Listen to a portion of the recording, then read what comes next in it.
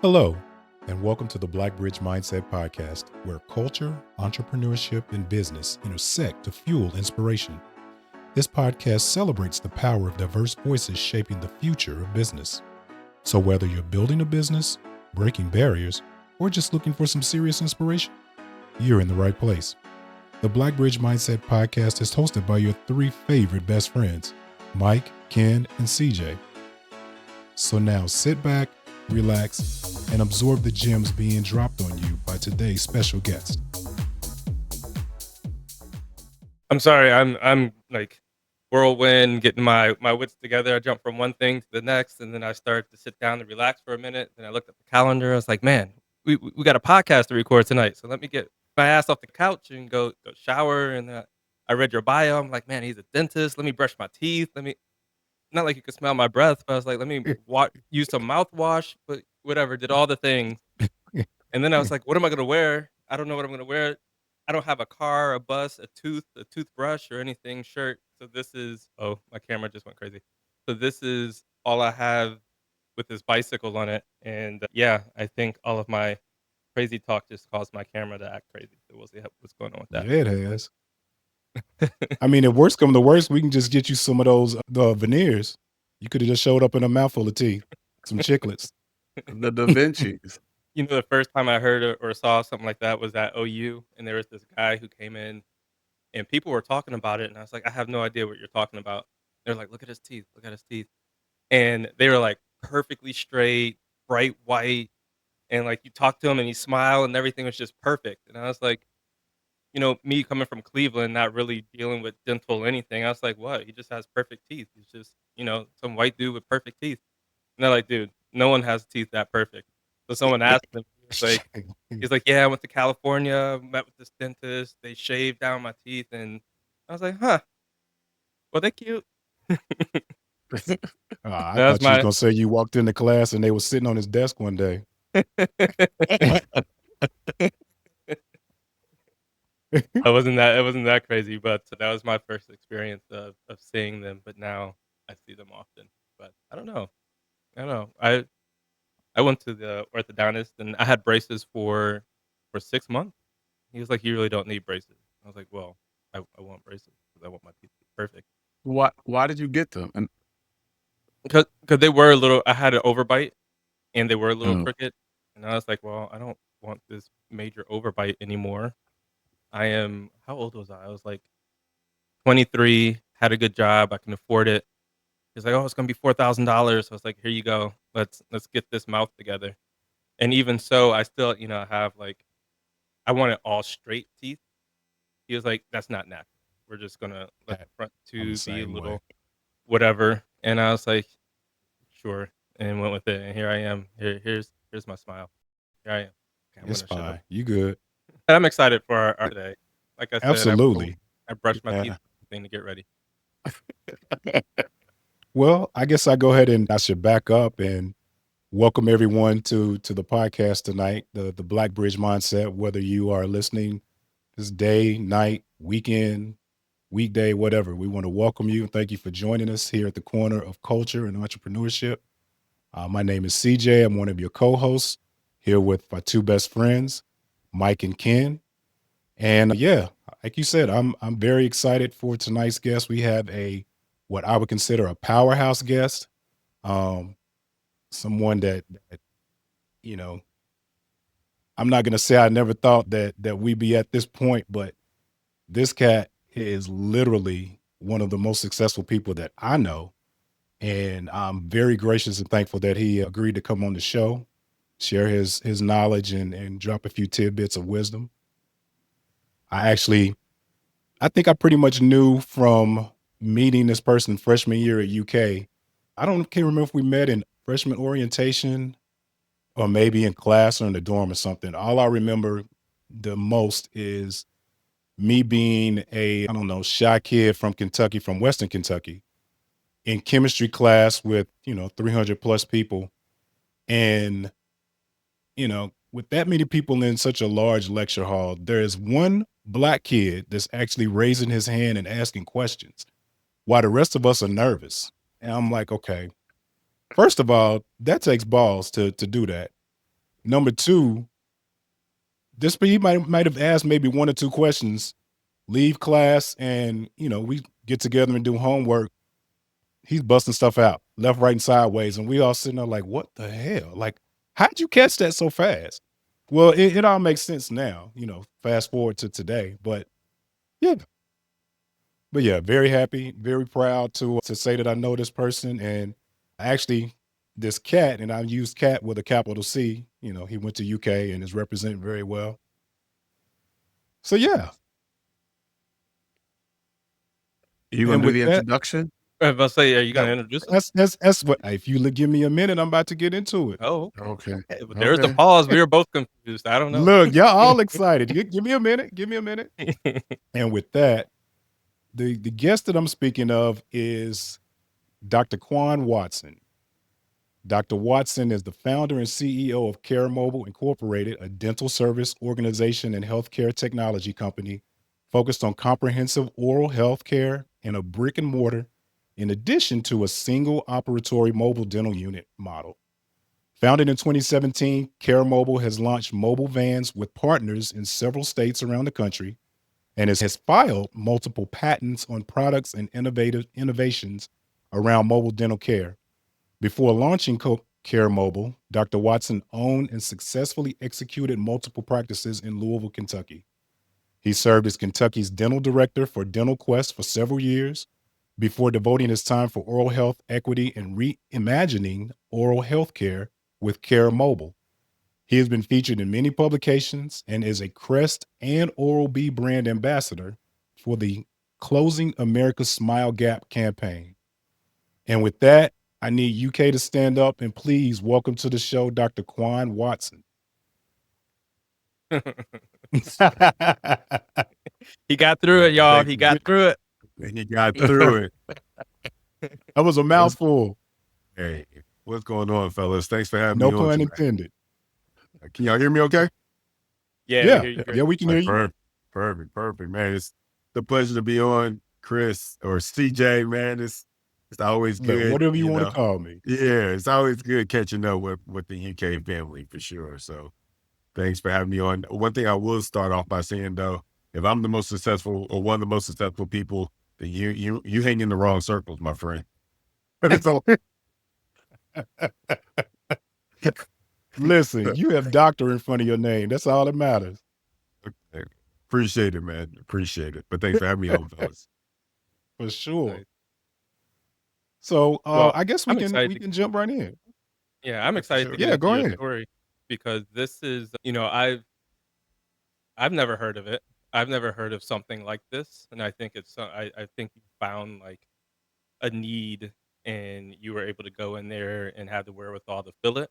So my question is, if you could take us back to the beginning. I know you two went to the same university, and obviously you graduated, went on, became Dr. Watson. What was that one thing that sparked this idea of having like a mobile dentist office? Yeah, man. So, I've just been a serial entrepreneur since leaving UK. Did a lot of different businesses and did a lot of different businesses in a lot of different economic times, right? We're about to go through another cycle of economic times where things are going to get a little rougher for a lot of people in the US. And so a lot of people say, why are you doing things in a mobile capacity? And a lot of it stemmed from the fact that I started my first practice or I acquired my first practice in 2000. I think Clinton was in office, right? Things were booming. It was kind of easy. I was successful. And a lot of times when you're an entrepreneur, though, you don't really know when to quit. So the second practice that I started was in '07, and literally the economy tanked maybe a month after I spent considerable money on a new location. So it makes you realize how much, fortune, luck, and timing kind of falls into play when you're doing ventures. A lot of times we think as entrepreneurs, it's me that did it. When in essence, it's a little bit of luck, right? Because there's timing and there's other variables that you have to consider.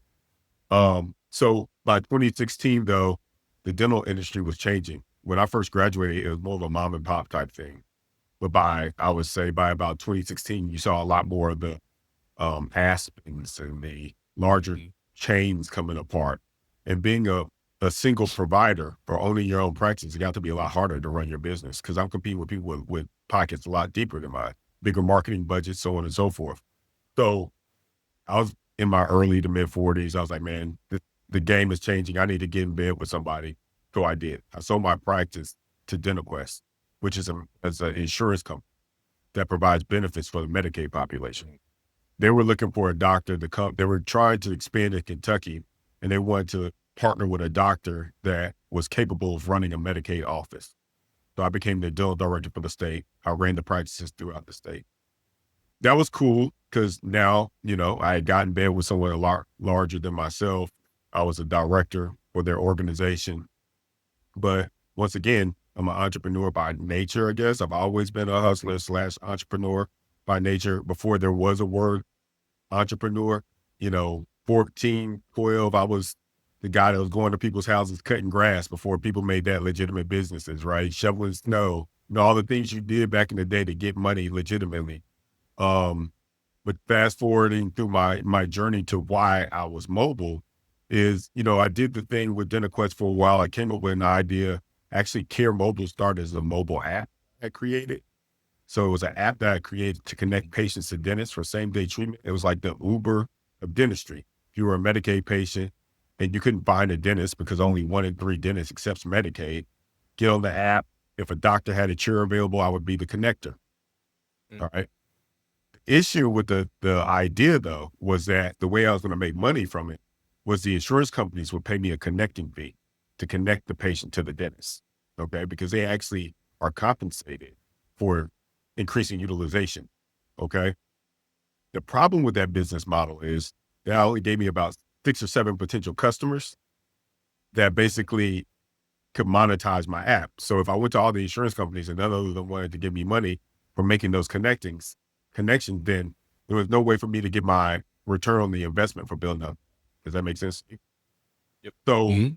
so also being extremely stubborn, I was like, okay, because I went to many of them and none of them was willing to help me progress the application or take it to market for me. My pivot was to build out a single chair dental unit. And when you downloaded my app in Louisville, Kentucky, I would come to your home and do dental service. Now it got people to download the application, but now I was able to monetize the application by being able to provide dental services because it made you um, download the application for a reason that you wanted to get the service brought to you, right? In a person that had never done anything in the software space before, you think, oh, I'm going to create this app and it's going to be a hit, but you don't know how hard it is to get people to download an application, even if it's free, right? You got to come up, especially if you don't have millions of dollars to market. So basically the mobile side of the business came from a different business that I had created that I basically had to reinvent for the purpose of getting my money back on that investment for the application, if that makes sense. So that's how it started. And it kind of took off. It got a lot of attention. I would say, I was still working my 9 to 5 job for DentaQuest. I was just seeing patients on evenings and weekends back in 2018. And I would say in about a year and a half, I had seen over 2,000 people going directly to their Mm. home, providing concierge dental services. And when COVID occurred, where everybody else was struggling, it actually was great for us because we could come to your house and do your dental work as opposed to, all the dental offices were closed. Mhm. So it ended up, once again, I kind of mentioned a little bit about timing. My timing was good for this idea because the technology was there for me to make it happen. And the world was shifting to where people were doing more staying at home and wanting things brought Mhm. directly to them. So that's kind of like where it grew from. Nice. Yeah, Yeah. you used the word Mine works luck mysterious earlier. ways. Yeah, but what's the saying? Luck is when preparation meets opportunity. So you were prepared, opportunity Yeah. presented itself, and here you are. So if you wanna use the word luck, I think luck is what it is, but I think you're a lot smarter than that and did all the right things and had all the right things set up, put in place. Well, what I would say, to piggyback that, the luck came from me having the perseverance not to stop when it didn't work the first time. And I was willing to Mhm. wait out or keep going until the timing was correct, if that makes sense.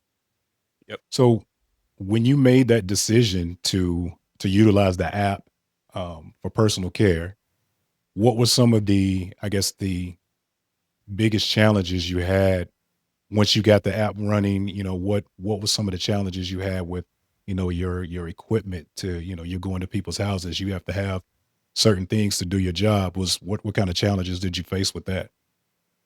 It's hilarious. So literally, I built the van. Me and a buddy who would retrofit food trucks. Imagine the Mm. van ourselves. So we built it.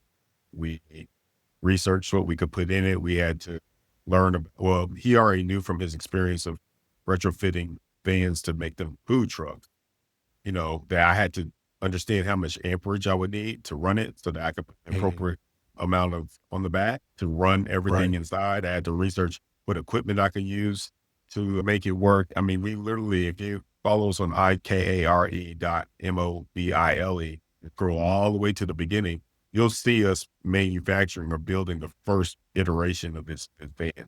And the funny thing about the first iteration of the van actually had two gas generators on the back. So the funny part about that, I literally, in between patients, take these 50-pound generators out of the back, fill them up with gas, come in smelling like gas, and people still wanted me to work on them. So I knew I was on the zone. So, so after I made the first version of the van, and I knew that, I was onto something because of the customers wanted the product, then I had to come up with another iteration of the van that was going to be a lot more, user friendly, something that anybody could use, something that didn't require using gasoline. So I did some research on some different power sources and determined that, there was never a mobile dental unit that was built like this, but there were inverter powered pet grooming units out. And so Mm. you utilizing that different power source, once again, I had to reimagine or redesign the way the van would function internally, taking into consideration everything I needed to make it run appropriately. But literally, I leveraged all of that and found another frat brother of mine that is in manufacturing. And he and I basically constructed the versions that you see today in a lot of different states. So it's been, even with that process, it's been about 4 different iterations of what the vans look like internally based Mhm. on just improving processes and what I needed as I was a person that was using the bands on a daily basis. So when I mentioned to you, Chris, or you just read about the patents and things of that nature, all the IP around the design and the patented. There's other things around software. The, the initial app that I created, we don't even use that anymore. You created new applications that basically allows you to self-schedule your appointments on the bands based on where they are in any particular location. So we're as much a technology company as we are band manufacturing a service business. So I like to classify us as like an enterprise solution. Have you noticed that you get a lot more patients because you are mobile versus you being in a brick and mortar office? Because I know that there's some, stigma around people going to the dentist, right? Like a lot of people don't like that. But have you noticed that you get more clients because you are mobile and you're able to go to their homes?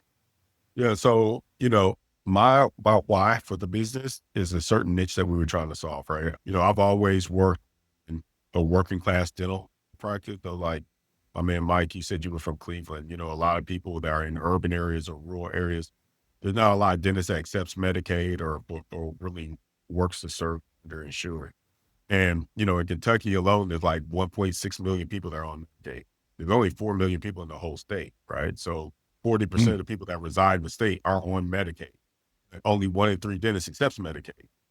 So when it comes to patients, you know, we literally put these vans in areas where there's no one else that'll serve them because if not, they have to drive several hours to go to UK or U of L dental school to get services. And so our patients come from the insurance companies now, where we partner with them and they usually compensate me for going to areas where others won't to do the work that others choose to do. And so last year alone, we got over 31,000 calls just in Kentucky and Wow. Georgia alone. So it's a huge need out there. But the reason why we're doing it in a mobile capacity is because the fixed cost of a brick and mortar makes it more difficult to afford to provide these services to the community because reimbursements are low, right? No show rate are lower. So going to places where others won't and partnering with the insurance companies allows me to monetize population that others aren't able to really figure out how. Brilliant. Yeah, and I could see, if someone has to drive 2 or 3 hours to go to the dentist, they're not gonna go to the dentist. So Right. you're Only if it's an you know emergency. They're only going to go if Right. it's an emergency, and a lot of the people don't even have transportation to get there. So, it's a number of different barriers we're eliminating by bringing the product to the people. So since your unit is mobile and you said you no longer use the app, you have a I have different way of getting a patients in? new web application that you utilize to book your appointments, but it's integrated with the practice management software that we use. So basically, previously, when you hit me on the application, it would just come to it was actually a native application, meaning you would go to the Apple Store or the Google Store, download the application, and I had to have the corresponding application on my phone to know that you want to get in touch with me. Now, our new application, if you go to our website and you click book now, you're literally making an appointment, but it puts you right on my schedule in the appropriate space, the appropriate provider, in the appropriate location. So a lot more higher tech, a lot more innovations and algorithms on the back end of it. That helps us determine where we want to put you, but it has a great user interface. So it makes it really easy for you as a customer just to select where you're going to go. But on the back end, we're doing all these different calculations, which is another one of the patents that we created around productivity and time and who providers are, which are variables we use to determine where we want you to be on our schedule. So, like I mentioned, we tried to create an enterprise solution that basically allows us to do everything from create a great customer experience, provide great services directly wherever you are. So I'm curious, how do you market your services now? Since you had you said you had issues driving people to the app previously, but now with partnering with insurance companies, they're actually coming to you. Do you actually actively market your app and market the company in certain areas, or do they are they recommended? They I guess refer these people to you, and that's how they hear about you. Is there some type of Exactly. marketing plan you have in place to reach out to So them?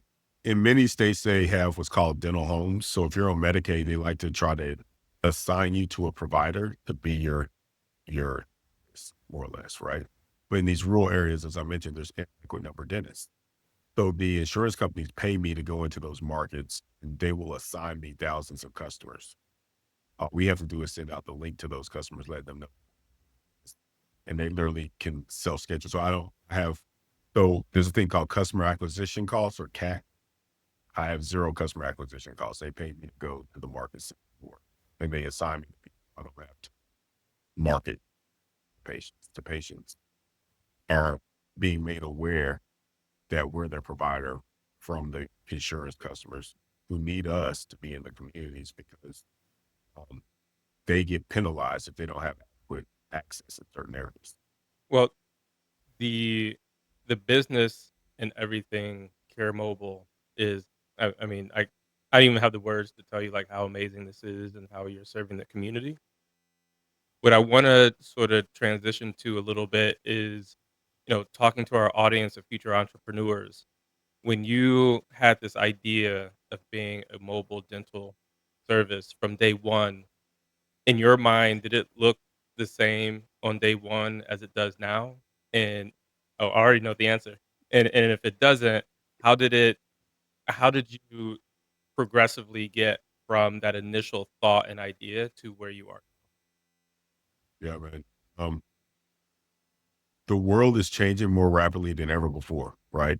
AI and all these different things are coming to the market. There's so many things that are changing that you cannot get stuck in your own mind and doing things the same way. And so every year there's a different iteration on how we're going about tackling the market. When I first started doing, and I was going directly to consumers, a lot of people laughed at me. They're like, this guy's crazy going around to people's house doing dental work. It didn't really get any traction until some of the major insurance companies and some of the major Fortune 500 companies started seeing the business. It's like, there's something there. So when we started getting partnerships with Ford Motor Company and Dental Michigan, Ohio, Indiana, and Creston OLB, Then the powers that be starts getting nervous. Oh, wait, we might need to pay more attention to this guy, right? So one of the different iterations that I had to do and pivot was because then regulations started coming in. When I first started doing it, there wasn't any regulations. Matter of fact, my first band, I went to if you started a food truck had to get inspected by the public health department, right? When I started my first mobile dental band, we did the same configuration as the food truck, thinking the health department was going to have to inspect it first. It's like, no, there's not an inspecting agency for what you do. Because there was no regulation. A year or two ago, the state of Kentucky enacted mobile dental law, which required me to have some sort of connection to a brick and mortar practice. Why would they do that? Well, one of the reasons they would do that is everybody who's on the board of dentistry owns a brick and mortar practice. If I scale this business too big and too great, Right. I can literally set up, which I have before, right across the street from your brick and mortar practice, see the patients and bounce, right? So, so then, no different than Uber or all these other technologies out there, they want to start putting regulations in place so that they control it, so they can monetize it. They know how many people are working for you. So they did that. And that made me have to continue to change the way I went about approaching the business. So, every year there's usually something that happens that makes me have to rethink how I want to approach the market, right? Me and the group of doctors that I started working with initially, we're a little bit different. We're a little unique. But if we want to scale and grow to a national platform, how are we going to attract dentists that never thought when they graduated from school that they would be doing work in a van? So our future plan has more involvement of brick and mortar practices, and the vans, as Chris mentioned, is a conduit of the brick and mortar practice. What this does now, it provides me the workforce, and it allows me to scale and grow quicker through acquisitions and partnerships as opposed to organically, which what we've done thus far. I'm trying to think of, like, if I'm an entrepreneur and I'm listening to this, is this something that anyone could go off and say, like, I love what he's saying. I think this is great. I want to go off and do something like this. Or is this something where you're like, you may want to come talk to me first because there's a lot of things that are going to pop up and I can help shorten that.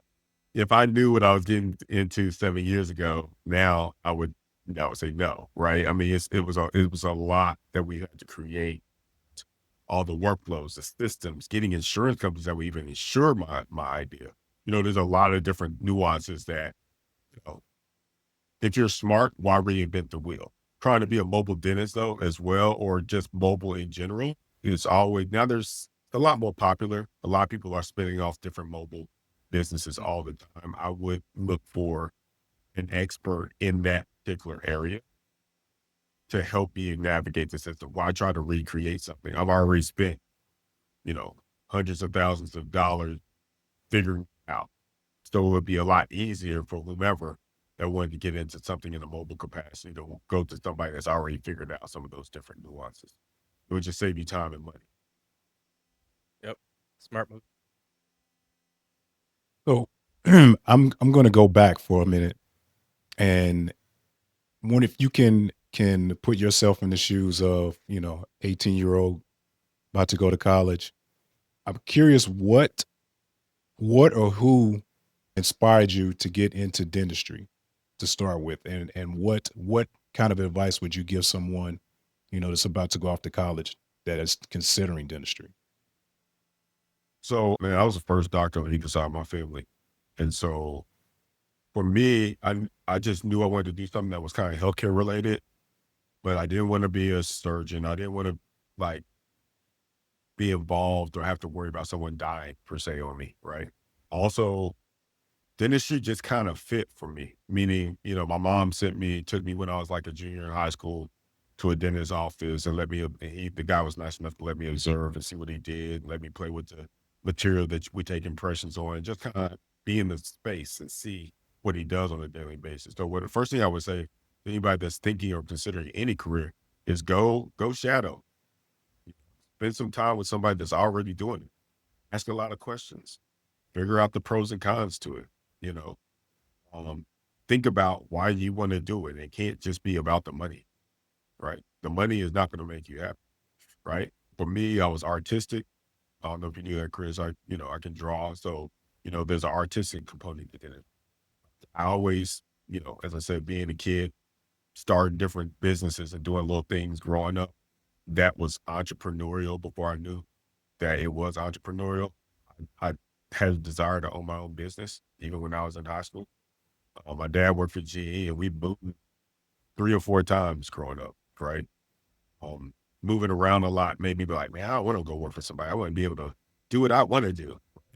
So dentistry just checked a lot of boxes for me. And as I spent more time in dental offices, it made me say, this is something that I think I wanted to consider. Now, I will say, going to UK and partying and not always paying as much attention. There was a period in my life where I was like, maybe I should go work at Toyota like everybody else that didn't make it through college. But, I was blessed and fortunate. I came through at a time where they were trying to make it more feasible for minorities to get into dental school because they realized that there was inadequate number of minority people getting the opportunity to even go. My class at UK Dental School was only 3 of us, me, Sharice, and James, right? But there was only 6 Black people in the entire dental, right? I think I knew like 3 or 4 of them. Before I went to dental school, there was only one per class at the University of Kentucky. Matter of fact, I went back to the UK reunion. They have a Black reunion of all the Black dentists that graduated. I think I was in 1999 the 45th Black person ever graduated from UK Dental School, and and that school had been in existence since 1960s, right? So getting the opportunity to do something that is not usually readily available for us was a blessing. Timing, dedication to what I thought I wanted to do and just seeing it through. But, even today, 200,000 dentists in the US, only 3.8% of all the dentists in the US are Black. That's it. Right. So you barely have 8,000 Black dentists in the entire country. So it just shows if you're a young Black person, and now we all know what's going on administratively, they're not going to be coming to look for you and say, hey, let's mentor you and help you get that start. You gotta be 3.7, 3.8, knocking it out the park on the DAC, checking all the boxes. But you can do it. This podcast and others will open up opportunities for you to find mentors in your community to help you get through. And so that's what I would tell, my son, he's a freshman right now in Morehouse, and I tell him all the time, why do I send him to Morehouse? It's because it's about relationships. The world is about relationships. He could have went to U of L where we wouldn't have to pay this money out of pocket. But what I was most impressed by when I dropped him off there is that the network and the brotherhood and the relationships that those young men are able to build by attending that school. It's what's going to help him propel his career. Nice. Absolutely. I guess I never really thought about it, but I would never have thought that, the stats you gave about the number of Black dentists, that blows my mind. Yeah, man. It's crazy. There's a lady that I met probably a few months ago. She runs like a Black farmers guild. And she was like, they shout out some stat that was like, there's only 2 to 3% of all the farmers that are Black. Like, when it comes to these careers that are critically important to all of our survival, right? Healthcare, food, manufacturing, like, where are we? Where are Right. we? Where's our people that are doing these type of jobs to sustain our community? I mean, it's my question is pretty much along these same lines, and you've kind of touched on it, but how important is representation in the dental field for, from our standpoint, in our community, and what changes would you like to see? Representation's everything. If you only see us rapping and playing basketball, then you start thinking that's all you can do. When I go speak to high schools or elementary schools, I ask kids where they want to be. Always something that revolves around a sport, right? A lot of Hmm. very rarely hear a kid in elementary school that says, "I want to be a dentist," right? So I think the representation is important. I also think it's important to be your authentic self at the same time because you can be both. And so, opportunities like this just allowing people to say, "Hey, if I can do it, you can do it." I didn't come from a family that, you know, was extremely wealthy. My mom was a teacher. My dad worked in a warehouse at GE, right? But we, as you know, Chris, we all came in, a lot of us on scholarship, and we had to earn it to stay there, right? And we just had to put in the work to get to where we are today. And so I would just say to anybody out here listening, anything worth getting takes a lot of work, period. Now, going forward and just looking back to when you first graduated and you were considering whether to, I guess, start a practice or work for someone, what influenced you the most to go into business for yourself? First job I worked, I saw how that guy was getting over on me. Honestly, back then they would pay you a percentage of what you produce. And so it was a 70-30 split. He kept 70% of every dollar. I got 30%, right? Which is customary in the industry, 35%. Right. But if I'm paying you 70% of what we do, we know your labor percentage on average should be about 20%. And you get me an assistant, you're only paying $5 an hour that didn't have any experience, then you're taking a percentage of the money that I'm paying you to give me the appropriate staff, but you're not giving me the staff that I'm paying you to get for me. Or if the supplies that you're giving me are inadequate because you're trying to keep your margins as high as possible. So, another thing I would tell everybody out here, if you're going to get in the business for yourself, understand the percentages, right? I've owned a lot of different businesses and they all function off percentages. If you don't understand the percentages and the margins that the business should run upon, you don't know how to, you don't know how to run the business. And so that's what made me do it after 1 year working for somebody else. And the first year, because I knew it wasn't going to be a long-term play, I was working at a number of different offices. And honestly, I saw them doing them like, if they can own the practice, I know I can do better than this, right? I took a little bit of each one of every office, it was something being done well. And then I created my own philosophy, my first practice a year after graduation. So um, that's what made me, that's what made me do it.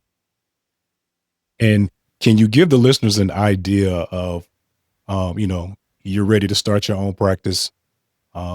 What are some of the first things you had to do in order to get established? Did you have to, apply for licensing with the state? Clearly, you already had your dental license. Like, what things did you have to do to get the business off the ground? Biggest challenge if you're going to acquire any kind of asset or business in general is, once again, understanding the financials of the business, obtaining multiple years of the tax returns of the business, having some sort of consultant to help you decipher those tax returns, right? Doing what's called a pro forma to figure out, okay, if this person leaves, I have to put in these individuals, how much money will be left over, right? So that pro forma helps you project profitability of your potential business long term. For me, it wasn't planned, but it ended up being a blessing. The business that I bought, I was working out of 1 day a week. So my suggestion, if you're going to go out and buy an asset, is kind of get involved with the asset before you buy it. That's going to allow you to see stuff that the P&L is not going to show you. Balance sheet's not going to show you, right? So I already knew what was going well with the business. I already knew what wasn't going well. So day one, once I acquired the assets, I already knew what changes. I already knew who I was going to fire. I already knew what I was going to do different. I already knew what I was going to keep the same, right? And although I was only 26 years old, a lot of people that was working for me, some of them were a lot older than me. It ended up being, for a while, the biggest practice in West Louisville and probably one of the most successful for a number of years. So it's something that me and my business partner, who I acquired it from, are extremely proud of. And we're still like family today. And that was, going on 25 years ago. Big congratulations on that. Yeah, that's awesome. So you had mentioned a couple times about, your partner, your business partners. Can you tell people kind of what you look for in a business partner? Like what did you, how did you choose your business partners?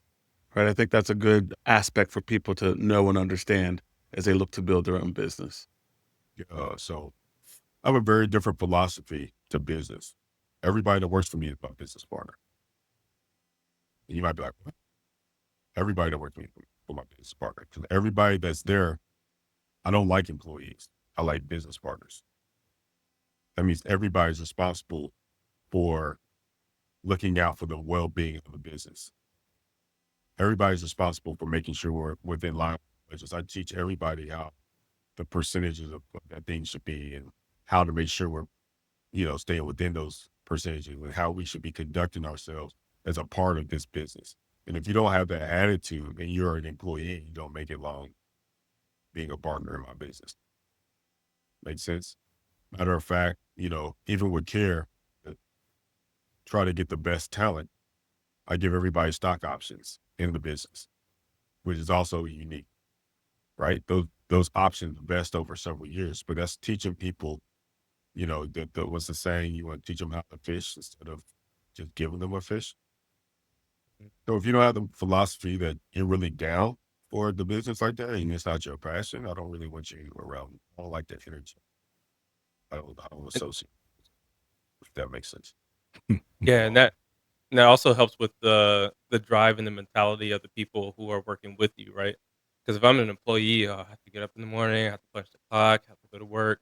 But if I'm a partner and I'm partially responsible for how the business is gonna be successful, then I need to get up, I need to do X, Y, and Z. I need to make sure I'm doing X, Y, and Z.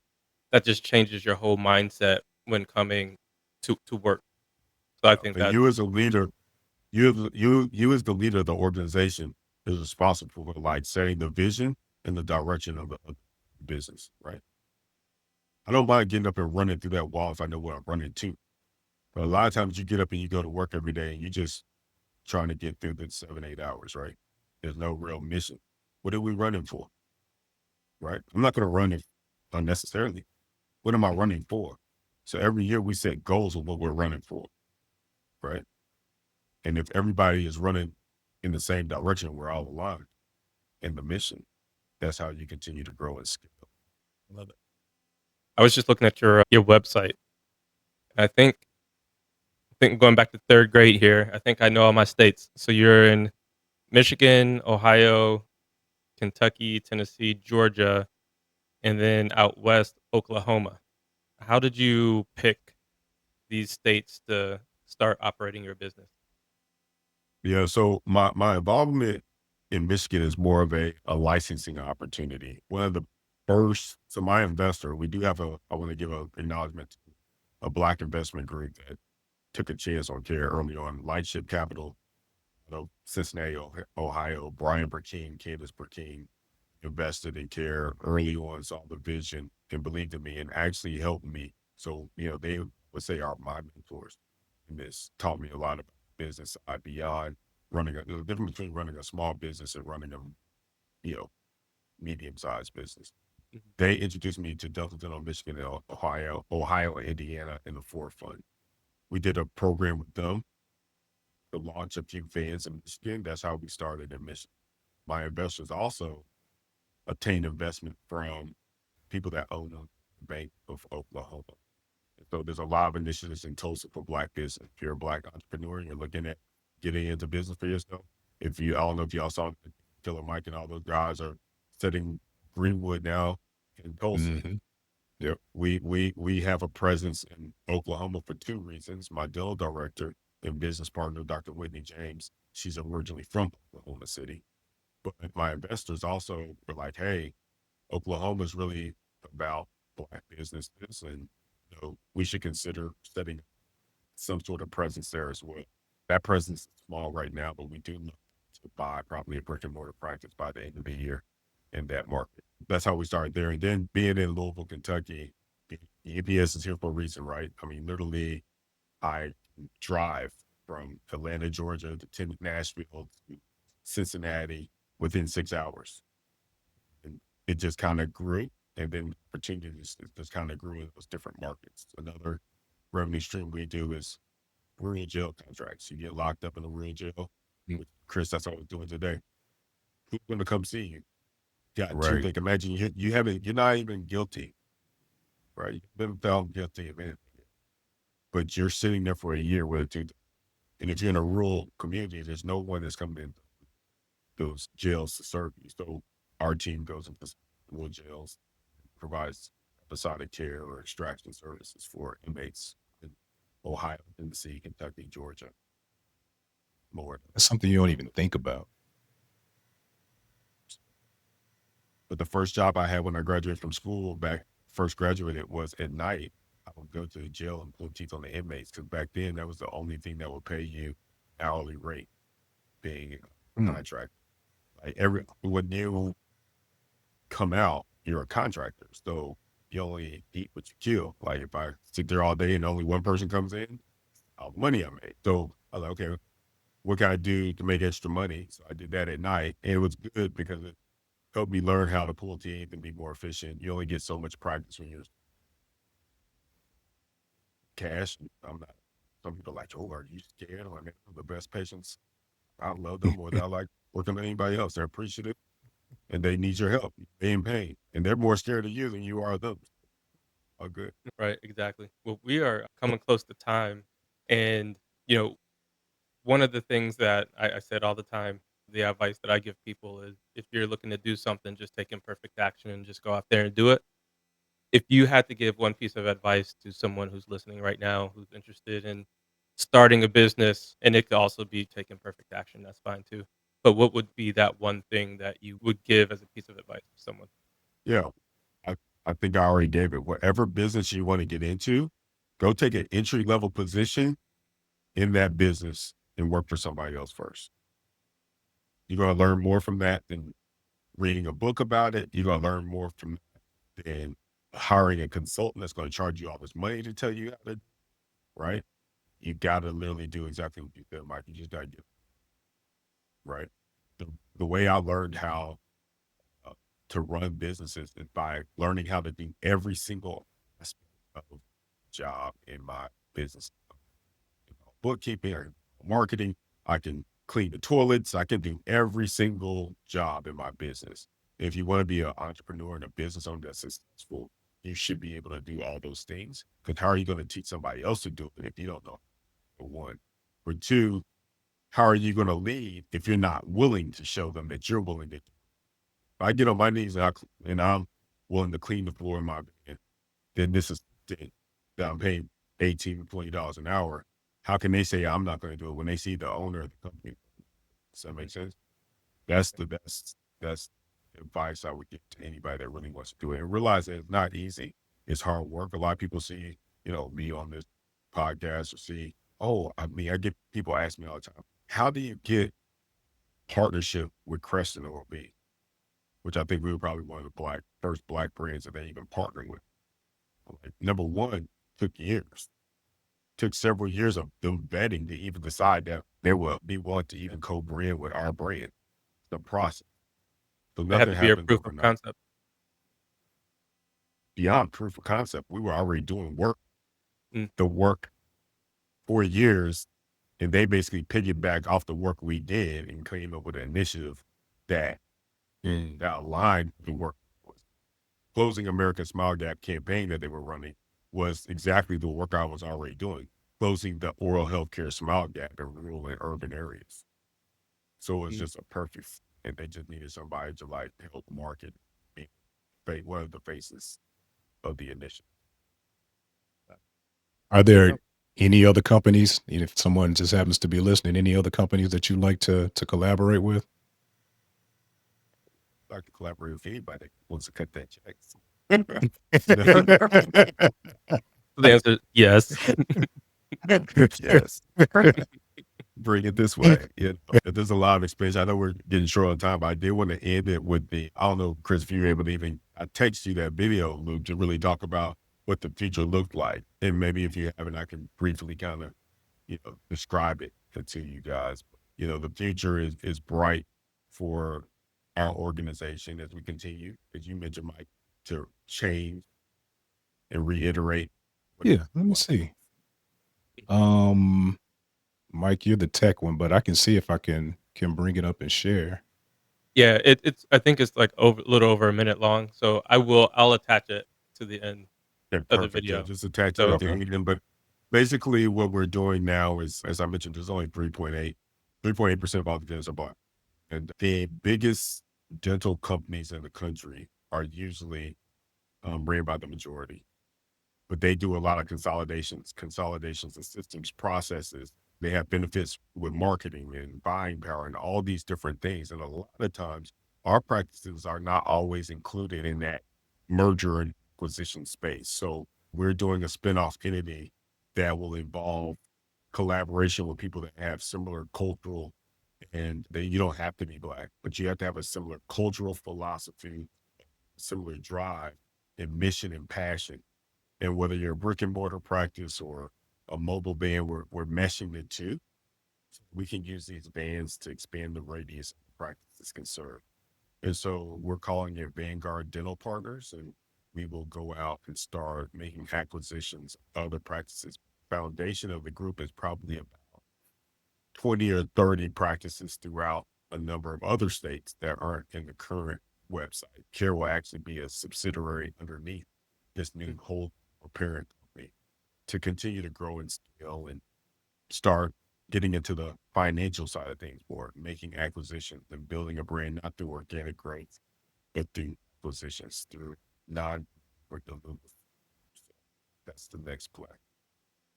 Yeah, congratulations. I told the guys that we'll more than likely we'll end up putting it at the end of the video, but then also a week that we're going to air you, we'll put it on our social media pages as well, so that it airs prior to them actually seeing the show.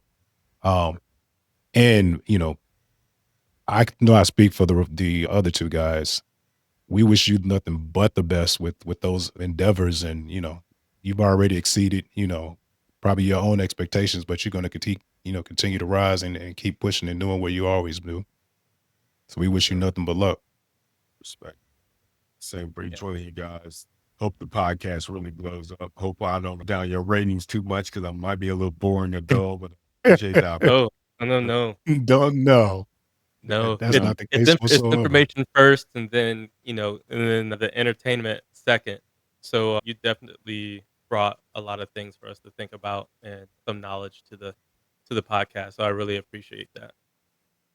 Awesome. Listen, I can tell you this, Kwan, and I don't know if I ever mentioned it to you, but when we, came into UK together, you had a vision. You already knew what you wanted to do. You were one of the few people that didn't change their major. You stuck the course, you knocked it out. And the fact that you even had exposure to dentistry blew my mind, because I think I didn't know that you actually shadowed with somebody that your mom set up. I thought maybe it was because you were in Junior Achievers, because that program opened my eyes to things, because we didn't have that, in Western Kentucky. So it impressed me, and I was kind of jealous and envious at the fact that you all had that program, whereas we didn't have those opportunities.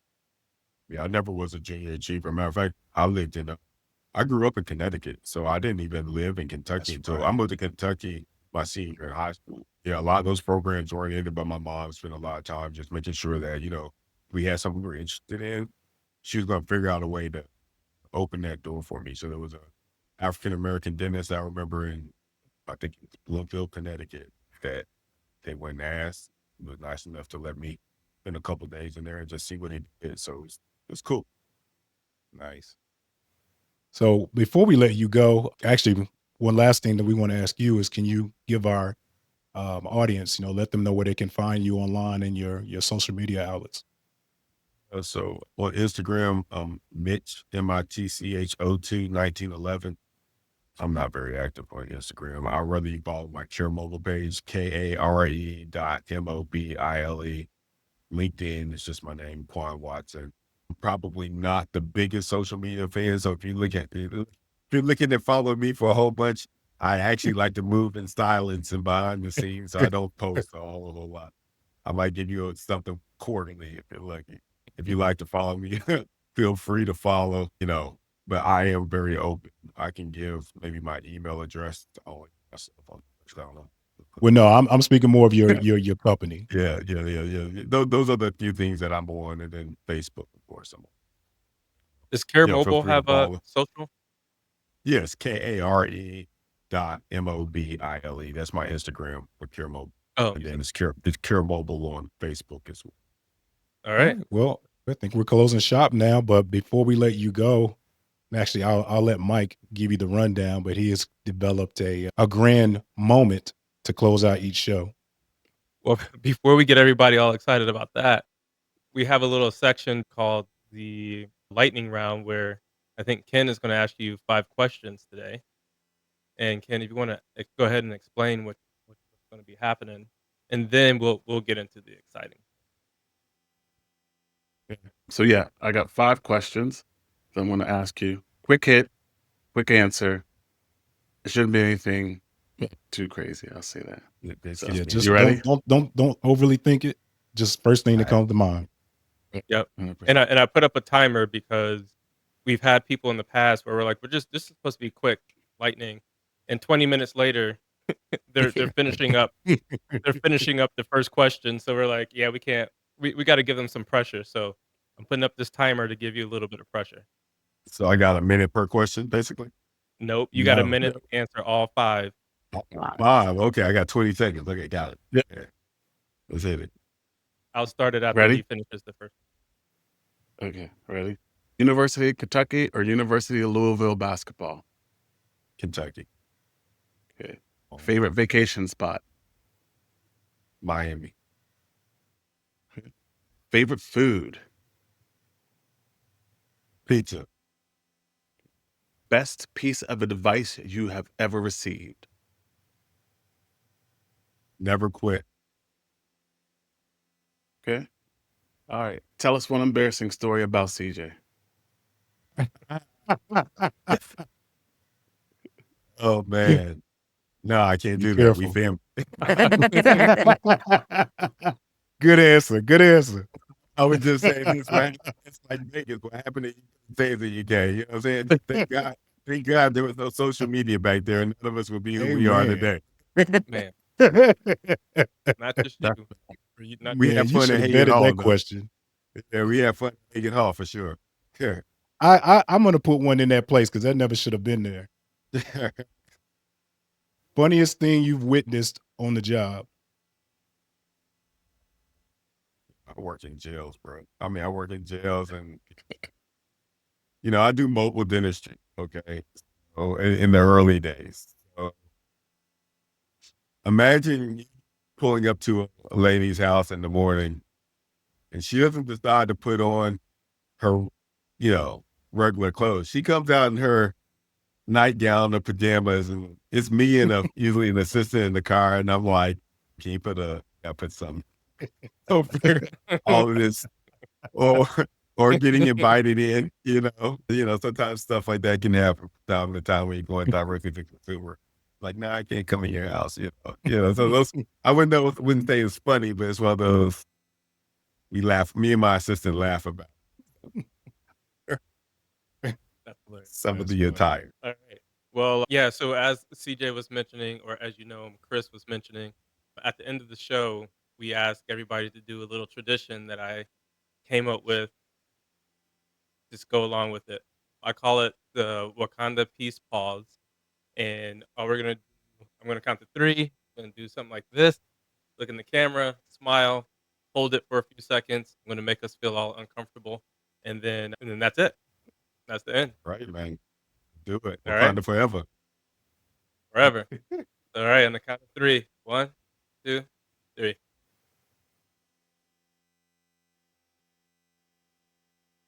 Done. Perfect. Well, thank you, Dr. Watson. All right, Perfect. my man. Absolutely. Thank you, guys. I'm just glad we Thank got you through very it with no much. technical glitches. You know what I'm saying?